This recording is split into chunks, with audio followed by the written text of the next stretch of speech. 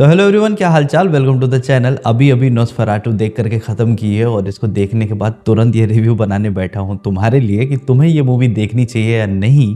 अब देखो, इस मूवी का वर्ड ऑफ माउथ जो है वो तो बहुत बेहतरीन है और मैंने भी बहुत लंबा इंतज़ार किया इस मूवी के लिए, क्योंकि ये मूवी कहीं भी अवेलेबल थी नहीं।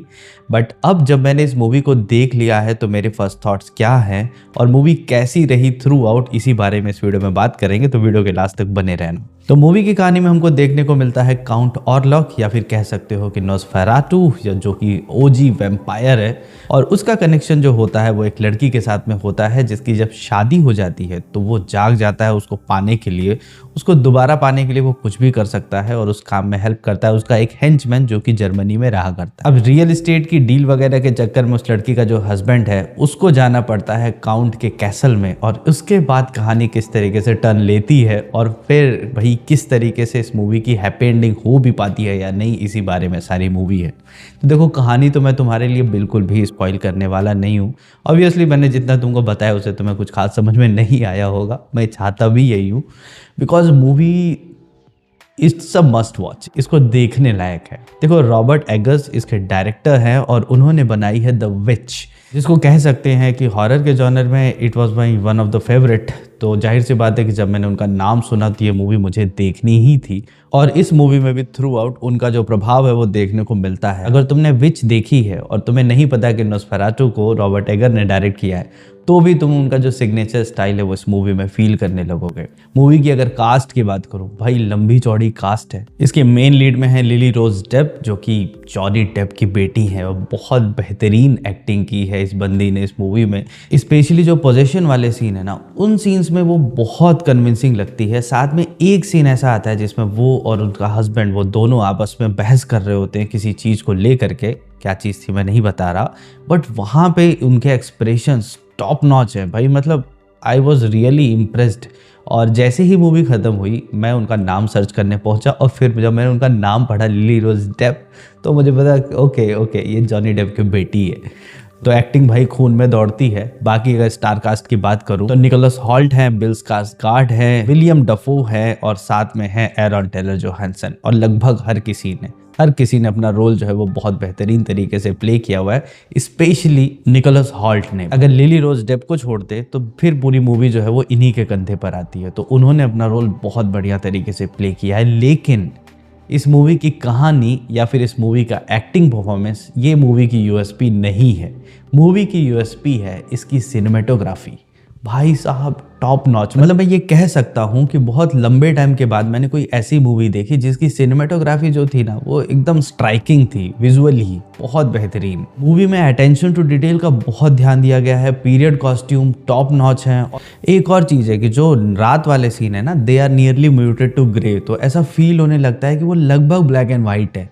और ये चीज़ इतनी अलग लगती है विजुअली कि वो तुमको ओजी नोस्फेरातु की फील देगी। मूवी की कहानी का एक बड़ा हिस्सा जो है वो रोमानिया में बेस्ड है। ऑफ कोर्स काउंट ऑरलॉक जो है वो वहीं से आता है, तो बहुत सारे डायलॉग जो है वो रोमानियन में है, और जो इंग्लिश भी है ना भाई वो बहुत डिफ़िकल्ट है।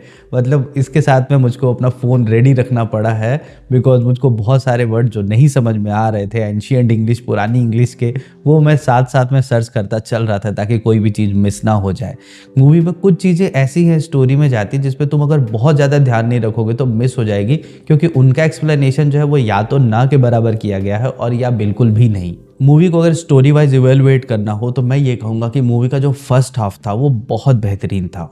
मूवी का सेकेंड हाफ थोड़ा सा फ्लैट लगता है फर्स्ट हाफ के कंपैरिजन में, लेकिन फर्स्ट हाफ की जो वाइब है ना, स्पेशली जब हमारा हीरो काउंट ऑरलॉक से मिलने के लिए उसके कैसल में जाता है, तो जो रोमानिया दिखाया गया है, ट्रांसिल्वेनिया, वो इतना डार्क और इतना एरी फील होता है ना, तुमको लगेगा तुम खुद भी उस हीरो के साथ में कोई सपना देख रहे हो। मूवी का जो बीजीएम है वो बिल्कुल मूवी की थीम को फॉलो करता है और वो बहुत ही डिस्टर्बिंग सा फील होता है। इसके साथ मूवी में जो प्लेग वगैरह वाले सीन दिखाए गए ना, उसमें लोगों की बीमारी और मांस की सड़न और ये सारी चीजें जो कुछ भी आती है ना, तुम इसको फील कर लोगे अपनी स्क्रीन से। इतनी बढ़िया सिनेमेटोग्राफी है। मूवी के कुछ सीन्स बहुत डिस्टर्बिंग है, तुम इस मूवी को अपनी फैमिली के साथ नहीं देख सकते। थोड़ी न्यूडिटी भी है, उस सेंस में भी अपनी फैमिली के साथ में इसको नहीं देख सकते। मूवी का क्लाइमैक्स, अब देखो मूवी का इमोशनल वेटेज बहुत ज़्यादा है, तो अगर कोई मूवी को उस पॉइंट ऑफ व्यू से देख रहा है तो उसको क्लाइमैक्स जो है वो सेटिस्फाइंग लगेगा, मुझे सेटिस्फाइंग लगा। लेकिन अगर कोई लास्ट में बहुत ज़्यादा एक्शन एक्सपेक्ट कर रहा होगा ना तो वो थोड़ा सा डिसअपॉइंट हो जाएगा, क्योंकि मूवी का क्लाइमैक्स वैसा नहीं है जैसा कि टिपिकल हॉरर मूवीज में होता है। एक सीन के बारे में मैं जरूर बात करना चाहूंगा कि जो मेन लीड हमारी है वो जब सो रही होती है और उसके साथ में उसकी फ्रेंड जो होती है वो भी उसी बेड पे उसके साथ होती है, और जब रात में उसकी नींद खुलती है तो वो देखती है कि उसकी जो फ्रेंड है वो जमीन पे पड़ी हुई है और उसको चूहे जो है वो नोच रहे हैं। और ये वाला सीन याद दिलाता है विच मूवी की, जिसमें वो जो मदर होती है उसको लगता है कि उसका बच्चा उसका दूध पी रहा है, लेकिन उसकी जगह पे एक रैवन होता है जो कि उसके ब्रेस्ट पे पेक कर रहा होता है अपनी बीक से। तो वो सीन बहुत डिस्टर्बिंग था। ये वाला सीन भी डिस्टर्बिंग लगता है बट ऑब्वियसली उतना नहीं जितना कि विच मूवी में था। तो मूवी को लेकर के फाइनल वर्डिक्ट क्या रहने वाला है? ऑब्वियसली भाई बहुत अच्छी मूवी है, तुम्हें इसको जरूर देखना चाहिए। ऑब्वियसली ये एक मास्टरपीस नहीं है, मतलब ऐसा नहीं है कि मतलब आउटस्टैंडिंग मूवी और इससे अच्छी नहीं बन सकती थी। ऑफ कोर्स कुछ चीजें इसमें ज्यादा बेटर की जा सकती थी, लेकिन फिर भी मूवी जो है वो रिफ्रेशिंग है हॉरर के जॉनर में। जिन हम टिपिकल हॉरर को फॉलो कर रहे हैं उससे ये काफ़ी अलग फील होती है। तो अगर तुम एक स्लो डार्क हॉरर के शौकीन हो तो तुम्हारे लिए ये मूवी है।